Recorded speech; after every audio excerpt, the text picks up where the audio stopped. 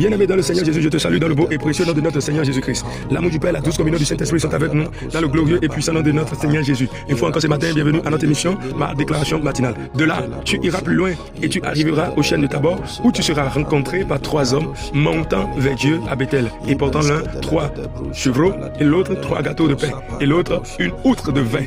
Ils te demanderont comment tu te portes. Ils te donneront 2 pains que tu recevras de leurs mains. 1 Samuel 10, le verset 3 au verset 4.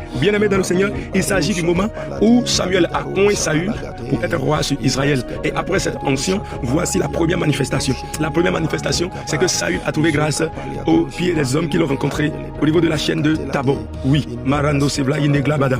La Bible déclare que ces hommes lui ont demandé, ils lui ont demandé comment il se porte.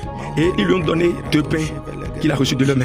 Laisse-moi te dire, toi qui m'écoutes, l'onction active la faveur des hommes vers toi. L'onction ouvre pour toi des portes qui n'étaient pas ouvertes, qui ne pouvaient pas être, comment on appelle, ouvertes dans ta vie.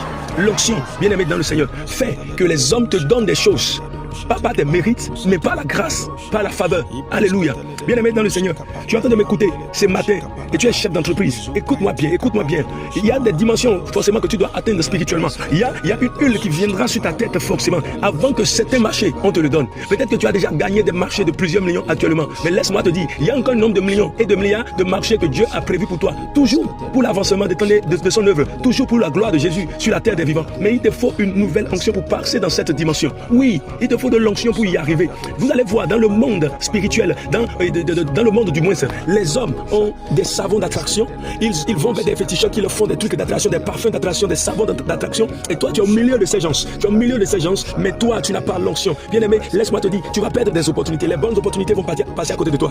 Lorsque ces hommes ont trouvé Saül, c'est eux qui ont dit à Saül, comment tu te portes? Et ils lui ont donné du pain. Saül n'a pas commandé. Il faut que cette vie chrétienne où tu commandes les miettes, où tu es esclave des gens, tu dois être en train de demander cesse. Mais pour que cela cesse, il faut qu'une huile vienne sur ta tête. C'est quand Saül a reçu l'huile de la part du prophète Samuel que l'huile sur sa tête, l'onction sur sa vie a attiré vers lui les bienfaiteurs. En cette saison, il y a des bienfaiteurs qui doivent arriver dans ton ministère. Il y a des bienfaiteurs qui doivent arriver dans tes entreprises. Il y a des bienfaiteurs qui doivent arriver dans ton école là où tu es. Il